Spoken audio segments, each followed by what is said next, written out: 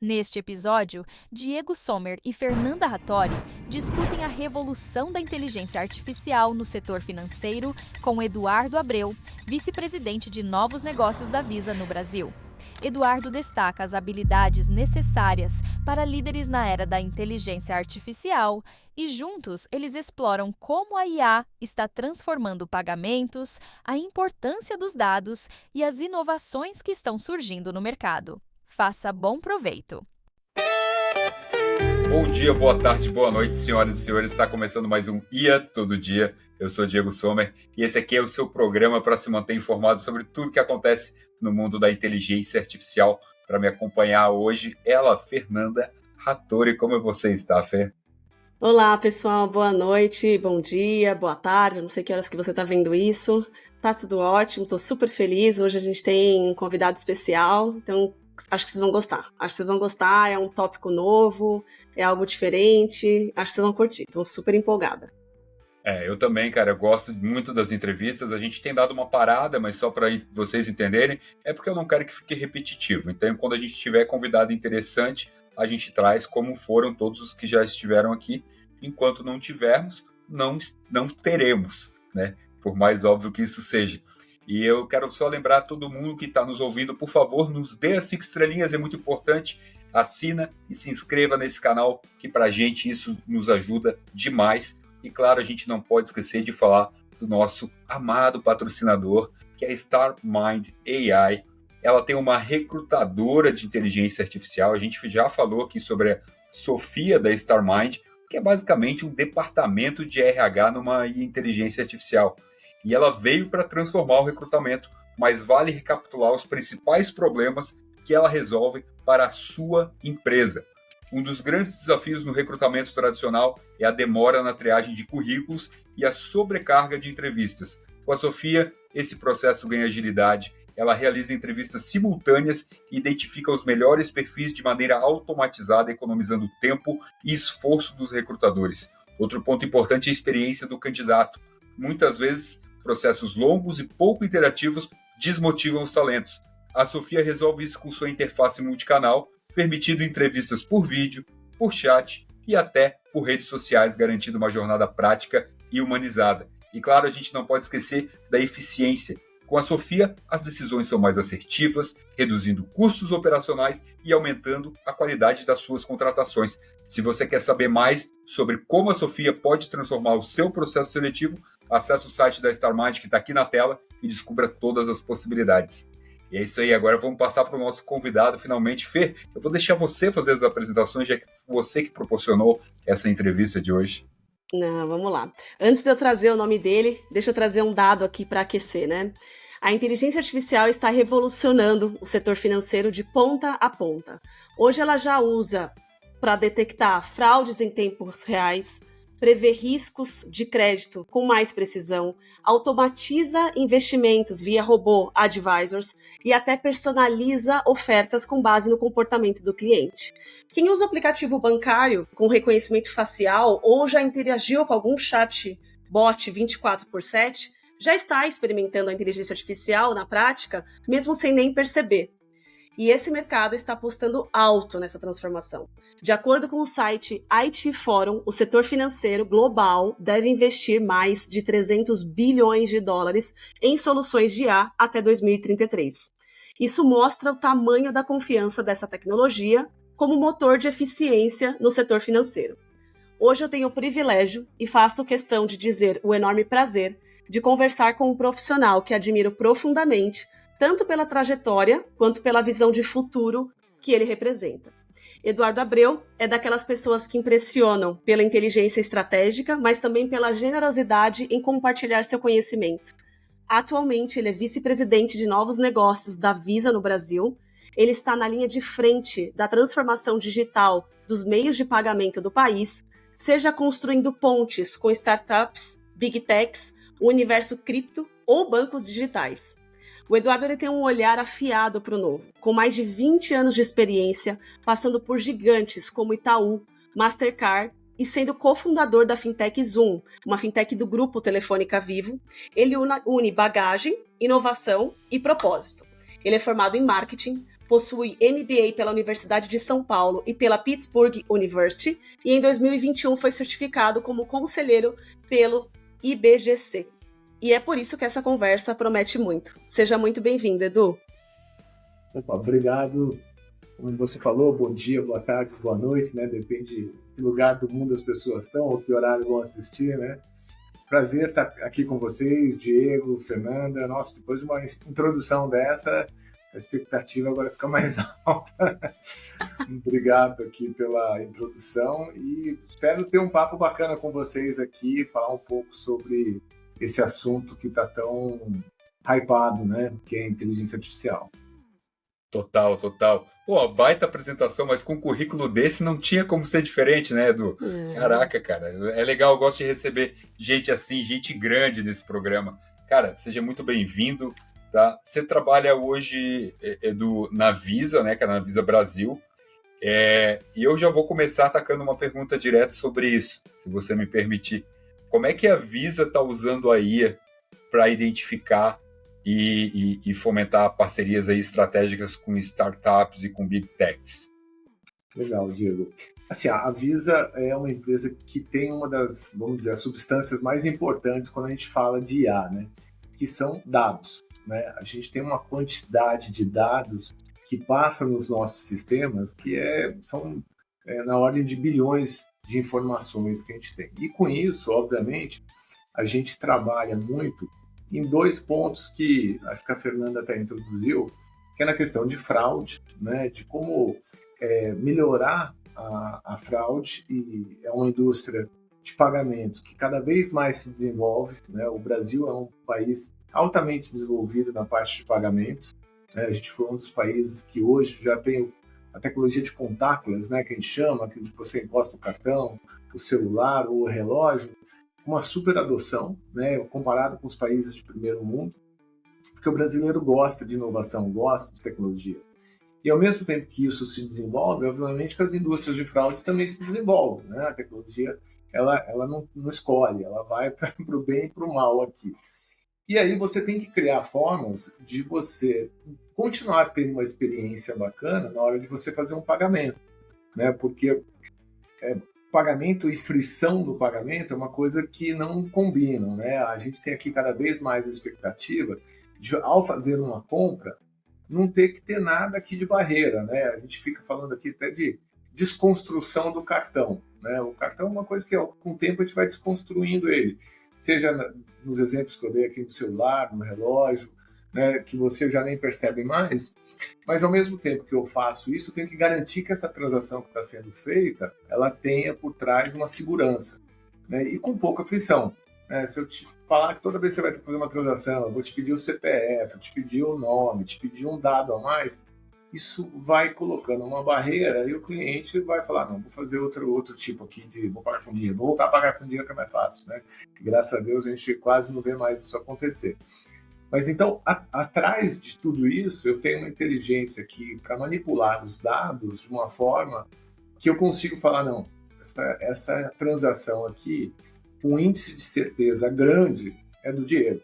Por quê? Porque eu conheço o Diego, eu sei qual tipo de transação o Diego está acostumado a fazer, eu sei quais são os valores que ele está acostumado a usar em determinados segmentos, se você está na sua casa naquele momento, se você está fora viajando, e eu já capturei essa informação de algum momento, então eu não preciso pedir um aviso de viagem. Lembra quando antes a gente fazia avisos de viagem no cartão? Hoje em dia isso não é mais muitas necessário, vezes. Né?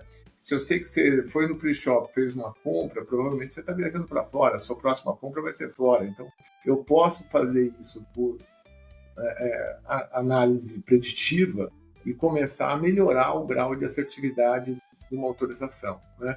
Isso que a gente tem trabalhado muito, para trazer a AI nesse sentido, de tirar a frição, mas ao mesmo tempo garantir que aquela transação seja uma transação segura.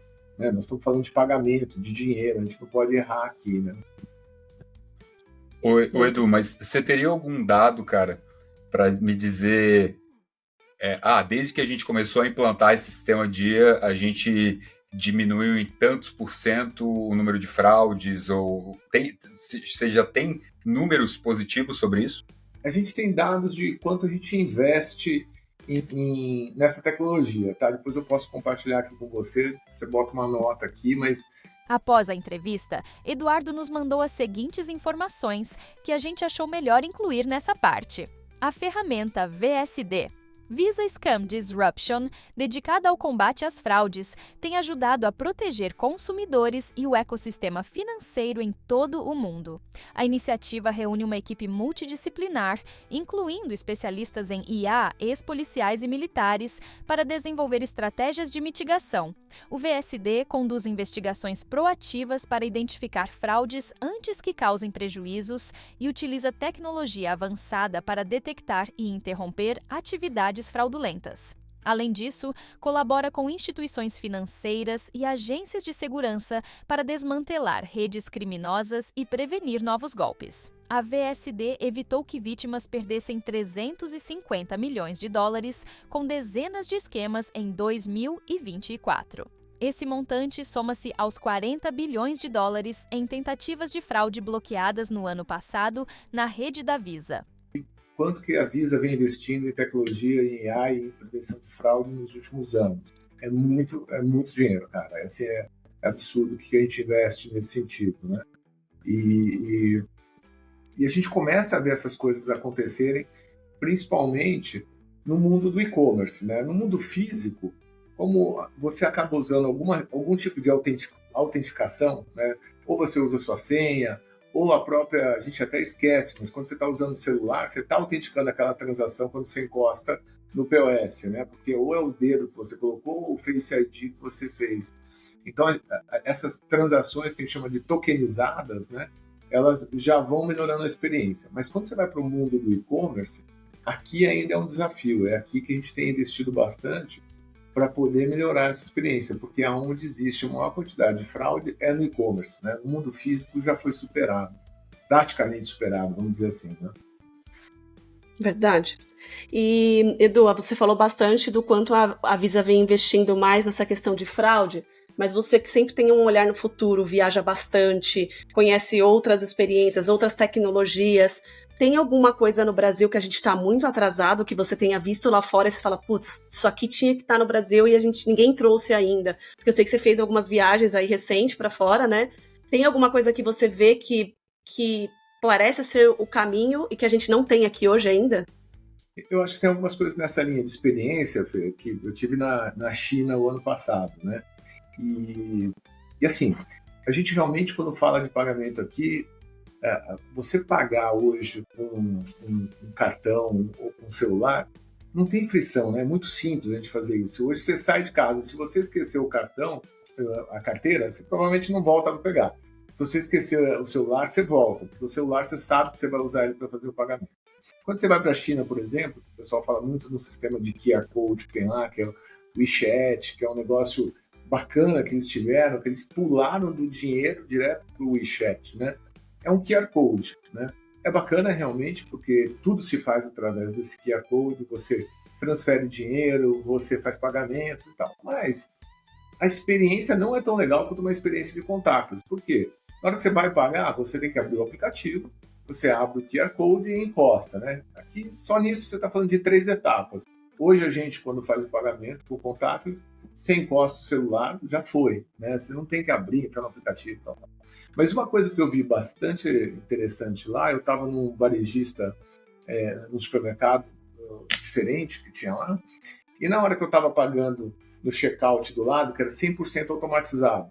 Aqui no Brasil, a gente já consegue ver alguns supermercados que não tem mais pessoas, lá também era um, que era só checkout eletrônico, né? O rapaz veio do meu lado, ele escaneou o produto dele, eu estava esperando que ele fosse abrir o WhatsApp, o WeChat dele para pagar com QR Code, ele foi lá, encostou, pum, bateu a foto e foi embora. Cara, isso pegou, entendeu? Aqui é a hora que você vê que você não precisa mais nem botar a mão no bolso, né? Nem pegar o celular, nem pegar mais nada, e simplesmente o reconhecimento facial habilita aquela transação, isso é muito bacana, né? E eu acho que essa experiência que todos nós aqui gostaríamos de ter em qualquer lugar, né? Se a gente lembrar algumas vezes quando a gente fala que pega um carro de aplicativo, você entra e sai do carro do aplicativo, você não põe a mão na carteira mais, né? Você saiu, vai embora. Porque às vezes, se você começar a pegar táxi de novo, você vai ter a mesma impressão que é embora, o taxista tem que chamar, ô, você não pagou, hein? Né? A experiência é diferente, a gente já esqueceu que tinha que pagar, Sim. né? Verdade. Mas imagina essa experiência do carro de aplicativo, se a gente pudesse ter em todos os lugares. Na hora que você vai numa loja de departamentos, você vai no supermercado, você vai num hotel fazer o check-out, não tem nada mais chato, né? De você ficar lá fazendo aquela coisa, você passa, escaneia e você vai embora, né? Então, eu acho que aqui é uma coisa que deve melhorar bastante nos próximos anos, é ter mais essa tecnologia de reconhecimento facial para você facilitar uma transação de pagamento e ter, como a gente sempre está falando aqui, de uma experiência melhor no final do dia para o cliente. Essa foi uma das coisas que eu vi bem bacana. No Brasil, a gente tem algumas coisas que já estão acontecendo, pequenas ainda, de pagamentos com inteligência artificial, mas já tem, por exemplo, uma conta digital no WhatsApp. Eu não sei se vocês já ouviram falar de uma conta que chama Meg. Essa conta Meg é uma coisa simples, mas que você consegue, falando por WhatsApp ou tirando uma foto, fala assim, eu quero fazer um Pix de R$20 por Diego. Se ele vai no meu DDA, ou ele vai no meu banco de dados, busca as informações e faz a transação sem nenhuma, não tem nenhuma pessoa do outro lado interagindo. São todas APIs de chat GPT, APIs de DDA, APIs do seu cadastro do banco que você autorizou que fosse compartilhado. Eu fiz um teste, peguei um papel, escrevi à mão, fazer um Pix Gabriela R$10, a minha filha. Tirei uma foto do papel e só fiz isso no WhatsApp. Ele pega a foto, lê o conteúdo da foto e fala, você quer fazer um Pix de R$10 para a Gabriela? Se eu der um sim, ele vai. E você pode determinar as senhas, entendeu? Eu quero uma senha para transações acima de R$500, por uma questão de segurança. Então, é uma coisa simples, que está usando nada assim construído, mas está usando APIs, né, que estão conectadas já às plataformas, e ele está conseguindo fazer uma experiência super bacana de pagamento, né? Ô Edu, mas eu não entendi, essa ferramenta, ele seria tipo um aplicativo ou ele está conectado ao teu WhatsApp mesmo? Dentro do WhatsApp, Diego, não é um aplicativo. Caraca, que legal. É uma outra coisa que a gente tá vendo como uma tendência, é cada vez menos aplicativos, né? Você Graças a Deus. Vários aplicativos. E onde é o ambiente que você vai todo dia? No WhatsApp. O WhatsApp é o teu ambiente que você está acostumado a. Então, por que eu não posso resolver as coisas lá dentro, se forem coisas, né, que você faz no dia a dia também, né? Ele basicamente ele é tipo um agente, então, né, de inteligência artificial. Né? Com API conectado direto no seu banco. Interessante. Muito legal. Fala assim, quais boletos eu tenho que pagar hoje? Ele puxa os boletos do meu DDA e mostra, você tem esse boleto. Qual que você quer pagar? 1, 2, 3 ou 4? 1, 2, 3, 4. Quero pagar todos. Pago todos. Entendeu? Se eu pergunto pro meu, ele começa a chorar. Ele começa, quais boletos eu tenho que pagar hoje? Ou ele dá uma risada. Saldo insuficiente. Escolha 2, escolha apenas 2, os outros você está ferrado. Que legal. E Edu, você tem uma experiência muito robusta em startups, né? A gente tem alguns ouvintes, o nosso patrocinador, né? Todo mundo é muito assim startup, nosso ouvinte respira o mundo da startup. O que você tem visto, ouvido, ou as pessoas indo apresentar para você alguma coisa diferente, assim, ou muito nessa linha dos exemplos que você já está trazendo? Algum exemplo que te chamou muita atenção, que você fala, cara, isso aqui realmente bacana? Até porque, como eu te falei, tem muito ouvinte nosso que quer ingressar, né, que quer apresentar para grandes empresas. Então, traz aí alguma dica ou alguma coisa que você tenha ouvido recentemente que realmente brilhou os olhos. Fê, eu acho o seguinte, assim, mundo digital aqui de pagamentos, né, a gente passou por um momento de uns 5 anos atrás que tinham várias startups, fintechs entrando no segmento, né? A gente viu vários bancos digitais fazendo uma disrupção no mercado financeiro, né? Hoje, só dados mais ou menos para vocês entenderem, há 15 anos atrás, 95% de todos os pagamentos, de todos os volumes, estavam na mão de 5 bancos do Brasil. É uma concentração altíssima, né? Hoje, esses mesmos 5 bancos têm 60%. Né? Então, eles continuam grandes, mas você imagina aqui que teve aqui 35% a mais que entrou aqui roubando share com bancos digitais, bancos com uma proposta de não ter agência, de não cobrar, de ter uma experiência mais legal no aplicativo. Quer dizer, houve já uma grande disrupção nessa indústria de pagamento no Brasil, e isso continua. Eu acho que com uma intensidade menor, vamos dizer assim, né? Então, a gente viu nos últimos 2 anos surgir contas digitais no exterior. Então, eu quero ter uma conta lá fora. Então, apareceu a Nomad, apareceu a Ever, a Wise, né? Que são programas que ajudam a você quando quer viajar e não quer pagar o IOF, você quer ter né, uma estabilidade melhor de dólar, não quer ficar sofrendo aqui com variações. Essas contas apareceram e já estão fazendo um sucesso muito grande no Brasil. Há 2 anos também apareceram os vouchers diferenciados, né? A gente estava acostumado só com aqueles vouchers mais tradicionais, a voucher que eu digo de vale-refeição, vale-alimentação. Vocês já devem ter ouvido falar de Caju, Flash. Flash, né? O meu é o Flash, da Visa. Aí que bacana. Eu nunca ouvi falar, confesso que eu nunca ouvi falar. Então, são programas de voucher que são super mais, assim, vamos dizer, primeiro são aceitos em qualquer lugar, não tem aquele negócio que às vezes você tem que ir lá e perguntar, é aceito aqui? Né? Eles são aceitos em todos os estabelecimentos, e aí você consegue determinar bolsos dentro desse cartão para falar, olha, eu tenho um dinheiro aqui que é para refeição, eu tenho um outro que é para supermercado, eu tenho um outro aqui que por causa da pandemia surgiu muito, que é para pagar despesas de casa, então para pagar o Wi-Fi, para pagar de repente uma cadeira que você precisa comprar para ter em casa, alguma coisa específica que precisava na época da pandemia, e eles criaram vários bolsos dentro desse programa para você poder, até programas de ginástica, por exemplo, você tem bolsos específicos para isso, né?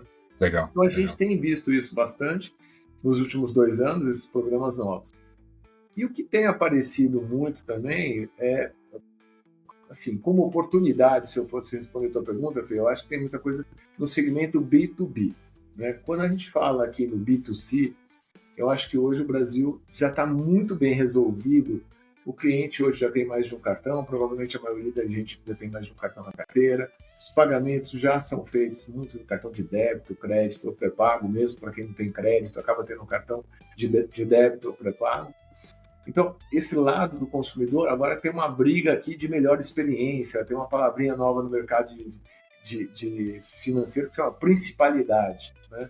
Como é que eu tenho a principalidade, já que eu sei que o Diego tem 3 bancos e eu quero ser o principal dele, porque eu sendo o principal dele, ele vai concentrar as coisas comigo. Então, tem uma questão nesse B2C aqui, que é muito mais a briga pela principalidade. Quando a gente vai para o B2B, né, que são as transações que não estão ainda passando por uma disrupção tecnológica, a gente tem muito boleto, a gente tem duplicata, nota promissória, né? Umas coisas que até soa velho isso pra gente, né? Sim. Mas é fato, ainda tem Verdade, muito disso, bom ponto. né? Então, aqui eu acho que tem um oceano aberto aqui de oportunidades para as empresas de tecnologia entrarem e tentarem fazer uma disrupção nesse mercado do mesmo jeito que foi feito no B2C. Né? Tem uma oportunidade muito grande aqui. Excelente dica. Excelente. Não, excelente. E é isso mesmo, né, Edu? Soa velho, mas é porque né, cara? Porque é velho e não evolui, né? Até porque muita coisa depende do governo também, né? Então, eu vejo assim, eu que sou do setor público, eu sou funcionário público, a gente, cara, é muito atrasado. A gente, que eu digo, o setor público no Brasil, por culpa, não deste governo, não é uma crítica a ele, mas do governo de forma geral, independente de qual for, né? Eu acho que tem uma boa oportunidade aí mesmo. E, Edu, agora até fazendo uma outra pergunta, não só do seu conhecimento técnico, né? Mas você fez um curso recente de inteligência artificial, você é um grande líder dentro da Visa.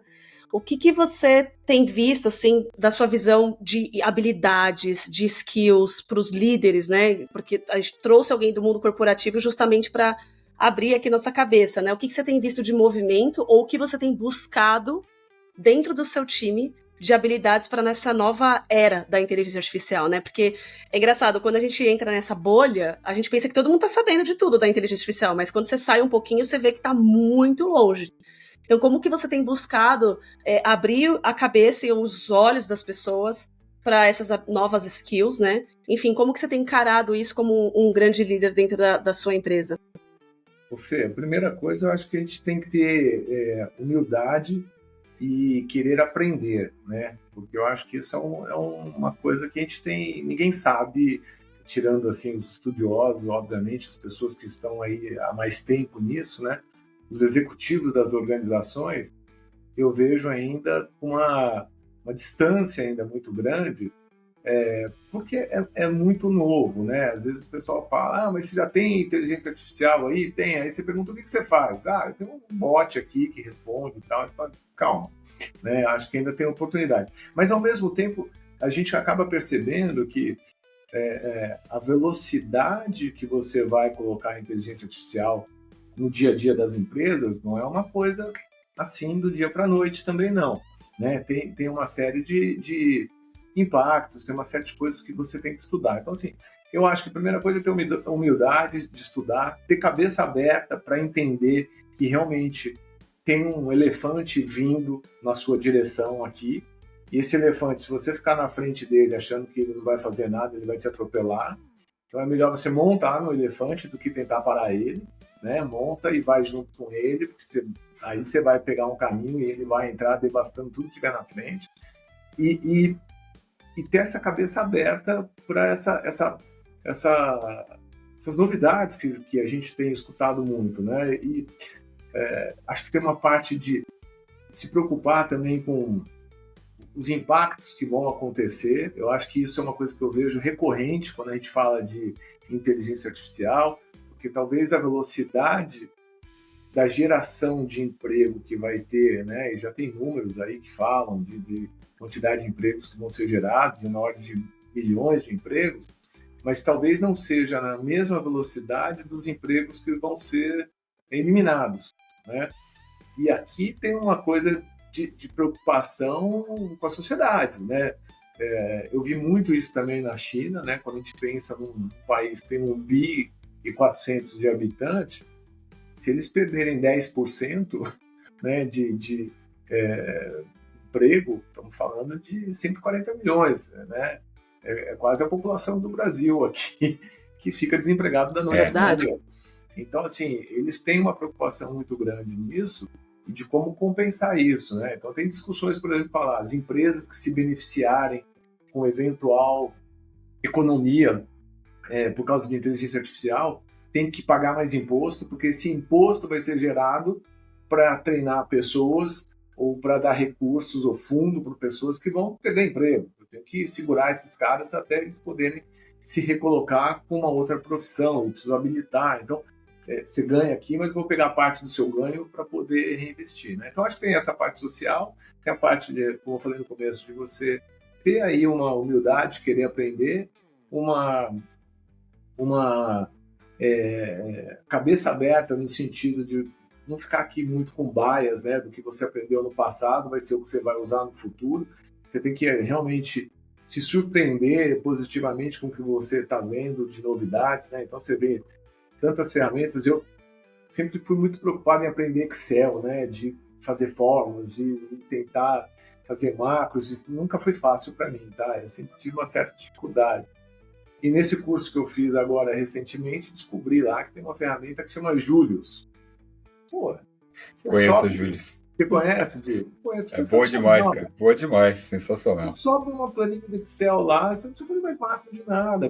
Mas você precisa saber pedir, né? Eu acho que aqui também é a coisa que vocês já devem falar bastante do tal do prompt, né? Da tua capacidade de você saber pedir para ter as melhores respostas. Então, acho que a gente tem que aqui se capacitar cada vez mais e não se preocupar em fazer fórmula, mas o que eu quero da AI? O que eu quero no final das contas aqui? Que respostas, que perguntas que eu tenho que fazer e que respostas que eu quero ter aqui para poder trabalhar com a AI de uma forma eficiente. Não achar que, tá bom, agora tem AI, não preciso mais pensar, né? Eu acho que não. Acho que ela não vai fazer nada sozinha. Ela não ela não tem uma criação, ela não cria, a AI não cria, né? Ela copila informações de um monte de bancos de dados e te traz uma coisa que podemos chamar de criação, mas na verdade é uma criação resultado de um monte de dados que ela pegou e formatou da forma que você pediu.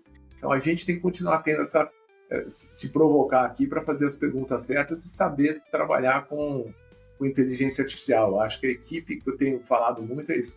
Procurem ler, procurem estudar, ficar atentos, né? E ver o que a gente vai ter de oportunidade, porque ainda é cedo para falar de grandes oportunidades.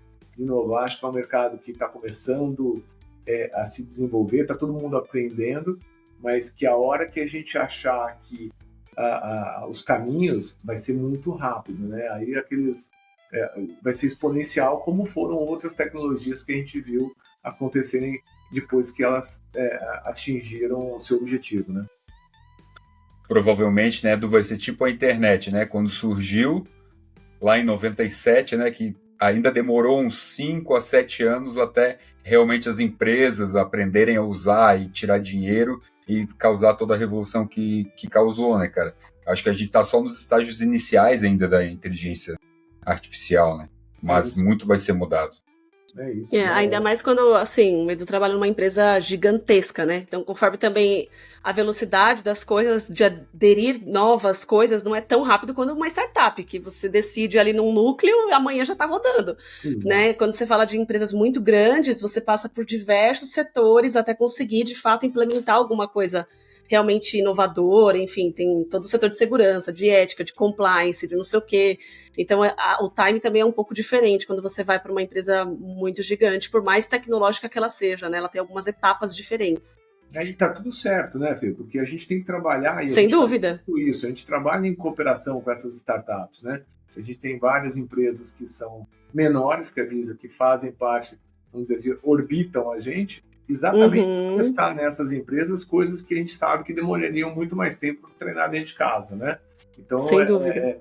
É por aí que a gente desenvolve inovação, né? Não preciso fazer tudo dentro de casa, porque se eu fizer dentro de casa, provavelmente vai competir com muito mais projetos que eu tenho dentro de casa que são grandes. Então a gente testa fora. Foi legal, funcionou, eu trago para dentro de casa. Legal. Ô, Edu, você acha que algum dia a IA pode substituir algumas funções mais decisórias nesses produtos financeiros, tipo precificação dinâmica ou análise de risco? 100%, cara. Risco, eu acho que é uma coisa que cada vez mais ela vai entrar e vai ajudar, né? Eu acho que a gente ainda no Brasil, para você ter uma ideia, Diego, a gente tem, em média, eu vou falar uma média aqui, 15% de aprovação quando você pede um cartão de crédito. Estou falando na população geral. Obviamente, se você pegar um banco mais upscale, você vai ter uma aprovação melhor. Se você pegar um muito subprime, você vai ter uma aprovação pior. Mas, em média, 15%. Ou seja, a cada 100 propostas que um banco analisa de crédito, ele aprova 15. 85 ele fala não. Né? E o Brasil, a gente não tem um negócio que tem fora do Brasil, que é o Bureau de Crédito. Né? A gente tem aqui só o Serasa para falar que o Edu está devendo. Né?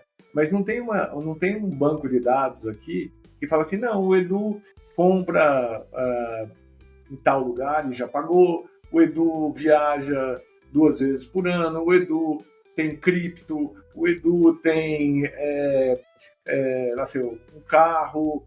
Então, não tem nada que pega uma informação, que são os dados, a gente chama de não estruturados, né?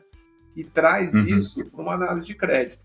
A hora que uma AI conseguir olhar muito mais só se o Edu já teve o nome no SPC e no Serasa, tem um potencial de melhorar o crédito no Brasil enorme, né? Então, acho que tem sim, esse ponto que você levantou é super pertinente. Legal, cara. Eu vou até aproveitar, Edu, você falou de cripto e eu sei que você também trabalha com isso, cara. Você acha que esse é o futuro mesmo dos pagamentos? Eu acho que cripto é uma boa pergunta, Diego. Eu acho que ele já lá atrás, eu acho que principalmente com o Bitcoin, o pessoal imaginava que ele ia se tornar um meio de pagamento, né? Tanto é que a primeira vez que deu uma super hypada foi quando fizeram a compra da primeira pizza com o Bitcoin, né? Aquele coitado, aquele vendedor de pizza que vendeu uma pizza por um Bitcoin, não sabia o que podia estar valendo esse Bitcoin dele lá atrás. Isso é verdade. Né? Hoje o Bitcoin valendo aí o que vale, né? Ele ia estar feliz se ele tivesse guardado aquele Bitcoin. Mas como pagamento é uma coisa que não evoluiu, né? Hoje eu acho que a cripto ela está muito voltada para investimento, as pessoas que querem de alguma forma guardar dinheiro, e tem uma parte muito especulativa, né? Então o pessoal realmente aí tem, tirando as criptos mais tradicionais, Bitcoin, Ethereum, Solana, vamos dizer, as primeiras 10 top criptos, aí tem um monte de outras criptos que o pessoal lança, que hypa, e que vai lá e sobe e desce, que é quase, né, como se pensasse algumas aí, é quase um esquema de pirâmide, porque vai, todo mundo compra, depois começa a vender, os que ficaram por último dançaram, né? Então, tirando isso, né, eu acho que ainda tem, as criptos vão achar o seu propósito, vão achar lá um pouco mais de uma forma de você fazer transferências entre países, pode ser uma coisa muito interessante, você mandar, né, cripto de um país para outro, para algum tipo de remessa que você queira fazer, eu acho que isso pode ser uma coisa que ainda vai decolar bastante, como um ativo, como uma forma de você validar contratos, né? O pessoal fala muito de validar contratos em blockchain, então assim, eu quero, hoje você deu um exemplo de pegar um CPF, que é ruim, quando você vai vender um carro, também a experiência não é tão boa ainda, apesar de ter melhorado muito, mas como é que fica, né? Eu entrego o documento na hora que me paga, ou entrego o carro, fica uma coisa assim, né? Então, se você faz um contrato aqui que fica registrado em blockchain e que você tem a segurança de que só vai entregar o carro e aí depois, na hora que você entregou o carro, aquele dinheiro está num lugar que vai ser liberado, você tem certeza que você vai receber, isso tudo em blockchain você pode fazer. Mesma coisa para imóveis, né? Então, tem outras utilidades para blockchain e cripto que eu acredito que vão se desenvolver, tá? Então, mas menos no pagamento e mais em novos mercados aqui que devem surgir para você tokenizar ativos, por exemplo. Hoje, quando você tem... quero pegar um empréstimo, eu tenho uma casa, eu boto minha casa aqui como um empréstimo, né? Eu falo assim, eu tenho aqui, minha casa vale 1 milhão, eu vou botar ela como empréstimo. Na hora que você coloca a tua casa como empréstimo, você queria pegar um empréstimo de 100 mil, mas a tua casa vale 1 milhão. A tua casa inteira fica travada, entendeu? Você deu uma casa que valia 1 milhão por um empréstimo de 100 mil. Hoje, você poderia tokenizar a sua casa em 1 milhão e você determinar só 100 mil como empréstimo. E depois, se eu quiser pegar outro empréstimo, eu pego mais 100 mil, que é mais um token da minha casa, e vou dando como ativos de garantia para coisas diferentes que eu quero pegar empréstimo, né? Muito legal, muito legal. É muito legal, é uma coisa que hoje ainda não existe em volumes que a gente possa fazer aqui rápido, mas que já é possível fazer sim, já tem tecnologia para fazer isso em blockchain com contratos inteligentes, né?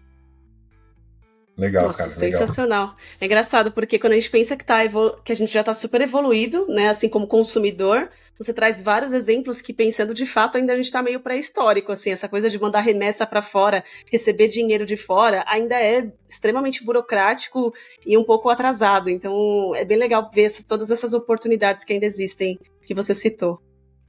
Mas e não é também, né, Fê? Porque eu posso falar por experiência própria. Uhum.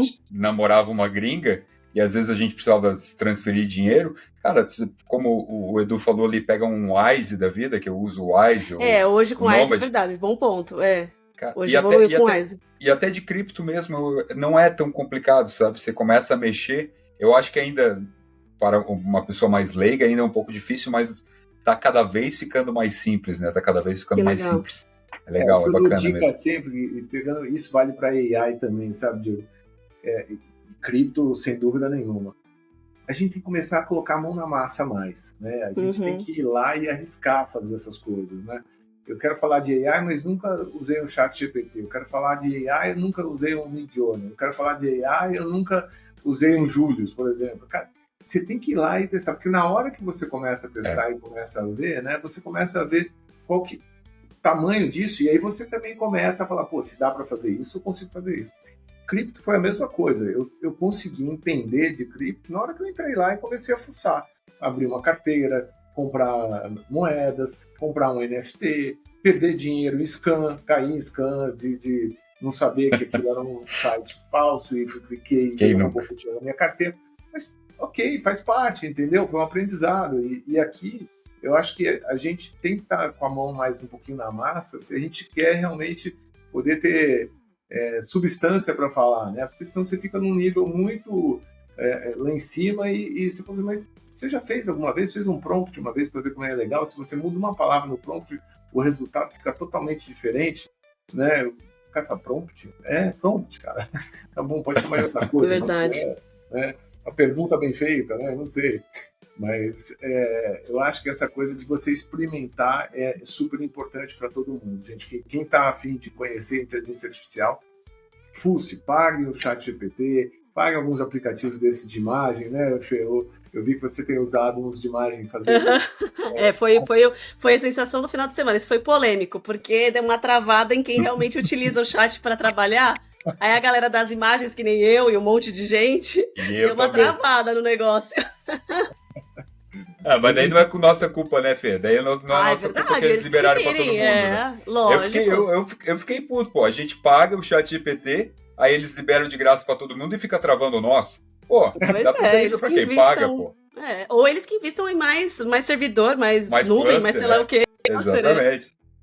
E essa é uma coisa interessante que vocês estão falando, né? Lembrei aqui também, quando você fala de capacidade de processamento, de dados e tal, esse é um outro lado que vai ter que se desenvolver também, né? É a parte de armazenamento de informações, de nuvem, de capacidade de processamento, né? Aí já começam até a falar dos hipercomputadores, porque você chega uma hora que vai travar mesmo se você não tiver capacidade de processamento de tanta informação assim, né? Sem dúvida. E você usa o que, Edu, de inteligência artificial, cara? Que, assim, eu já vi que você falou do Midjourney, né? O Julius, o ChatGPT.